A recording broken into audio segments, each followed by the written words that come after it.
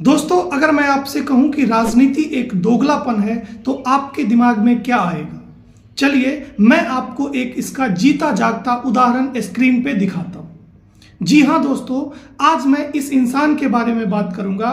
ये वही इंसान है जो अपने आप को सन ऑफ बिहार की उपाधि दे दिया था और कैसे इसने सन ऑफ बिहार से अपने आप को दोगला ऑफ बिहार तक पहुंचा दिया है, आज इसी के ऊपर बात करेंगे। दोस्तों, आज ये इंसान बीजेपी के गोद में जाके बैठ गया है।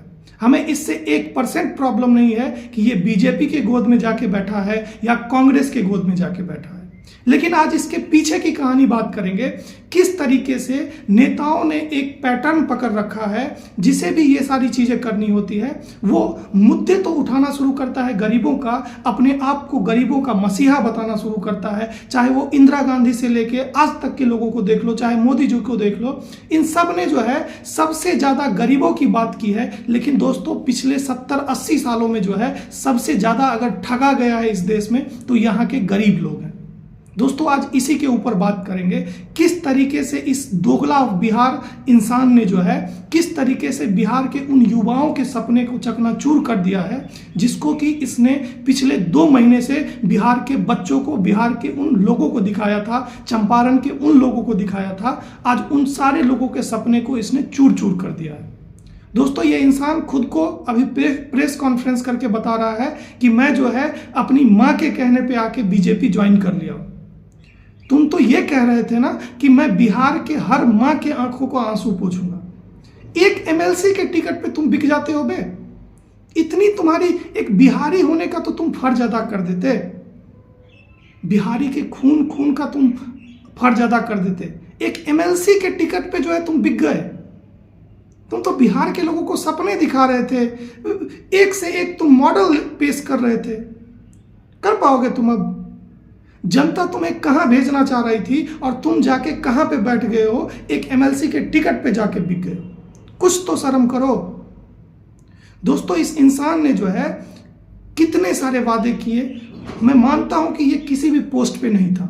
इसको देख के बिहार के बहुत सारे बच्चों ने जो है माइक उठाना सीखा। मैं इस चीज को भी एक्सेप्ट करता हूं। बच्चों ने जो है आके सड़कों पे चीजों को, प्रॉब्लम्स को उठाना शुरू किया, लेकिन लास्ट में ये इंसान जाके फिर से वही काम कर जाता है जो कि इसे नहीं करना चाहिए था। अगर ये जेल से निकला उस टाइम, अगर ये बीजेपी में जाकर शामिल हो जाता तो लोगों को इस चीज की कोई प्रॉब्लम्स नहीं होती, लोग कोई इस पे कुछ नहीं बोलते। लेकिन ये इंसान कल तक जो बिहार के प्रॉब्लम्स को गिना रहा था, आज ये अपने उस मुंह से बोल पाएगा कि हाँ, बिहार में ये सारे प्रॉब्लम्स थे और इसके लिए जिम्मेदार बीजेपी है।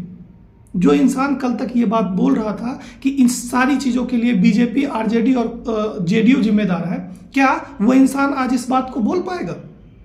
नहीं, क्योंकि आज तो वो बीजेपी के गोद में जाके बैठ गया है। तो जो चीजें कल तक बिहार के लिए बदतर थी, बिहार की स्वास्थ्य व्यवस्था बदतर थी, बिहार की एजुकेशन सिस्टम बदतर थी, आज कैसे तुम्हारे लिए वो सही हो जाएगी और कैसे तुम आज उसको डिफेंड करोगे? और तुम एक एमएलसी का टिकट लेके क्या ही उखाड़ लोगे? तुम अपने आप को ये दिखा रहे थे ना कि मैं एक बहुत क्रांतिकारी हूं। क्या हो क्रांतिकारी बे? इसी बिहार की धरती से जेपी जी ने जो है 2 सालों तक इमरजेंसी के टाइम में उनको जेल में रखा गया था, और तुम 6 महीना क्या रहे, तुम अपने आप को क्रांतिकारी दिखाने लगे और एक एमएलसी के टिकट पे जाके बिक गए। तुम्हारे उन दोस्तों का क्या जो तुम्हारे लिए इतना सपोर्ट कर रहे थे? तुम तो बोल रहे थे ना कि मैं किसी के साथ नहीं जा रहा हूं। तुमने लोगों के अंदर वो उम्मीद डाल दिया था। अब लगने लगा था कि नहीं, चलो एक अच्छी राजनीति के तौर पे जो है चीजें शिफ्ट हो रही, चाहे वो हिंदू मुस्लिम हो या सारी चीजों को छोड़ के कोई एक बिहार के जनता के मुद्दों के ऊपर बात करने आया है।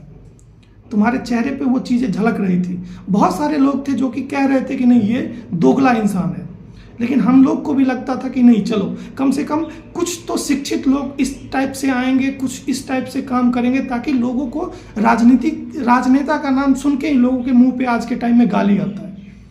लेकिन कहीं ना कहीं लग रहा था कि चीजें सही होगी, लोग बिहार के एक्चुअल मुद्दों पे बात करके उसके ऊपर काम करेंगे।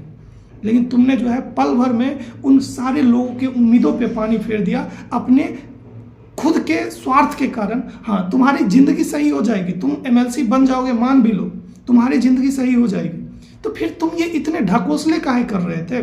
तुम इतना जनता को काहे बेवकूफ बना रहे थे?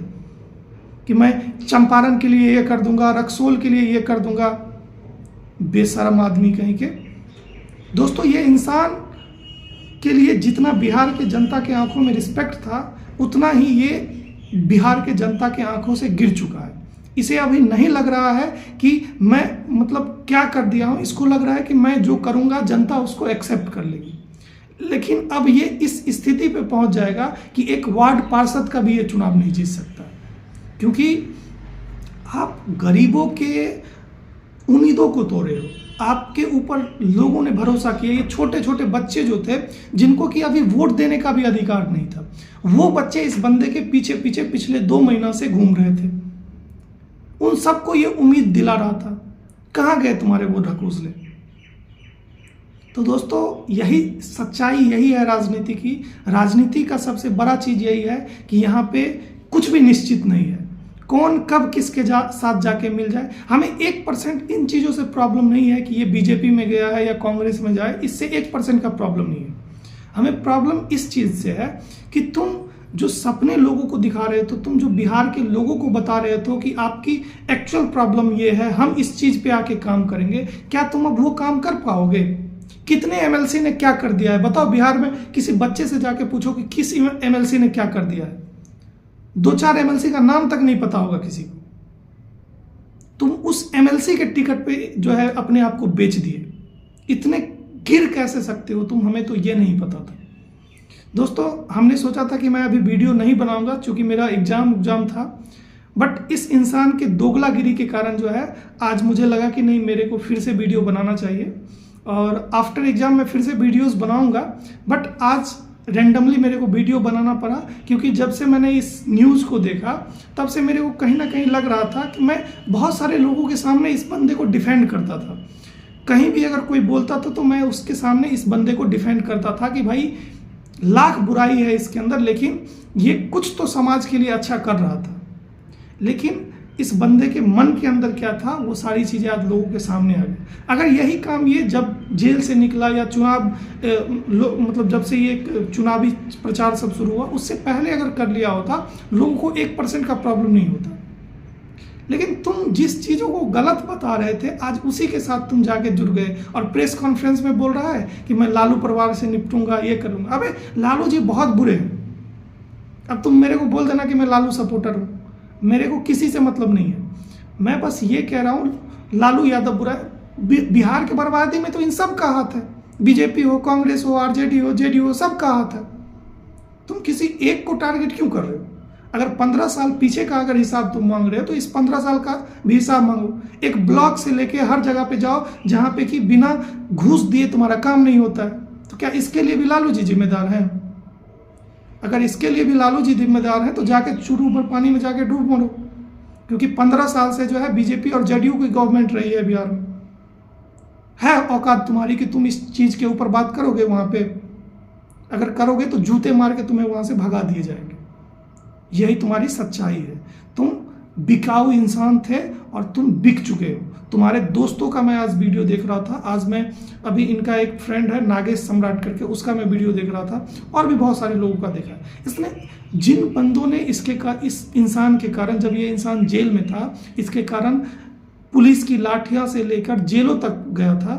बिहार के वो लोग जो इसके लिए सड़क जाम तक किए थे, कम से कम एक बार सोशल मीडिया पर भी तो तुम पूछ लेते कि हाँ मैं इस पार्टी में ज्वाइन करना चाहता हूं, आप लोगों की क्या राय है? कम से कम इतना तो कर लिए होते तुम। और बंदे ने दिमाग क्या लगाया कि अपनी मम्मी के साथ जाके वहां पे कि एक नैरेटिव क्रिएट कर दिया कि मेरी मम्मी ने ऐसा बोला इसलिए मैंने ऐसा कर लिया। तुम्हारे रग रग के अंदर जो है धोखाधड़ी भरा हुआ था और तुमने वही करके दिखाया। दोस्तों, मैं इस इंसान को एक अच्छे तौर पे देख रहा था और मैं देख रहा था कि इस तरीके से ही अगर लोग समाज में निकल के आएंगे तो वो समाज में बदलाव ला सकते हैं। लेकिन एट द एंड कहते हैं ना कि राजनीति में कोई भी चीज़ फिक्स नहीं होती है। और यही महत्वाकांक्षा जो है, जिस तरीके से नीतीश कुमार को उनकी महत्वाकांक्षा जो है वो बहुत इज्जत डिजर्व करते थे जनता से, लेकिन आज नीतीश कुमार के बारे में आप बात करोगे तो वो उस लायक आज जनता के अंदर उनका रिस्पेक्ट नहीं है, बस यही राजनीतिक महत्वाकांक्षा के कारण। और इस इंसान ने भी अपने पैर पे खुद से कुल्हाड़ी मारा है, लेकिन इसे अभी इस चीज़ की पता नहीं है। इसे रियलाइज़ होगा इस चीज़ की जब ये सड़कों पे उतरेगा, जब ये लोगों के सामने जाएगा, तब इसे पता चलेगा कि ये कितना बड़ा गलत कदम उठा लिया था। लेकिन अभी इसे लग रहा है कि नहीं, मैं जो कर रहा हूँ यही सही है। खैर चलिए, इस वीडियो में इतना ही रखते हैं। अगर आप हमारे चैनल पे नए हैं तो चैनल को सब्सक्राइब कर लें, बेल आइकन को दबा लें ताकि सारे अपडेट्स आप तक पहुँचते रहें।